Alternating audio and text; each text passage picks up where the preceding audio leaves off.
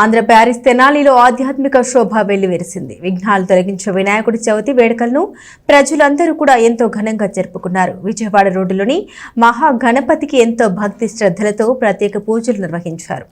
స్థానిక విజయవాడ రోడ్లోని VSR and NVR కళాశాల సమీపంలో ప్రధాన రహదారి వెంబడి నెలకొల్పిన 60 అడుగుల మహాగణపతి విగ్రహం వద్ద వినాయక చవితి పూజలు ఎంతో ఘనంగా నిర్వహించారు.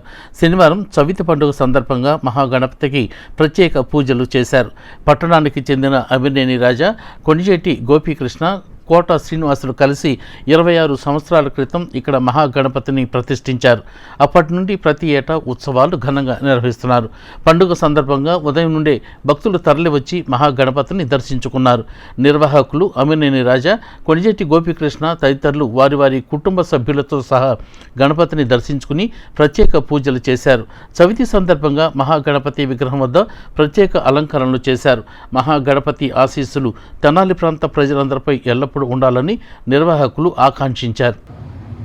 నా పేరు అమినేని రాజా. మేము 1994లో ముగ్గురు మిత్రులను కలిసి తణుకులో పర్యటన చేస్తుంటే అక్కడ ఆంజనేయ స్వామి విగ్రహం కనపడింది.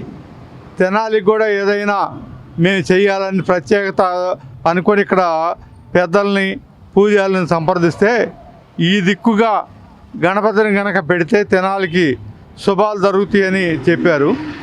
అదే అనుకున్న విధంగానే ఈ వరదలు కానీ తుఫాన్లు కానీ తెనాలను తప్పించి మొన్న లంక గ్రామాల్లో కూడా వచ్చిన ఒక్క ప్రాణ నష్టం కూడా జరగకుండా ప్రజలందరూ సురక్షితంగా బయటపడ్డారు. చాలా దూరం నుంచి కూడా వచ్చి జనం ఇక్కడ ఈ వినాయకుడిని శ్రీకాకుళం, ఇచ్చాపురం తదితర ప్రాంతాలను కూడా వచ్చి ఈ గణపతిని సేవించుకొని వాళ్ళ మొక్కులు తీరినట్టుగా మాకు చెప్పడం చాలా ఆనందదాయకం.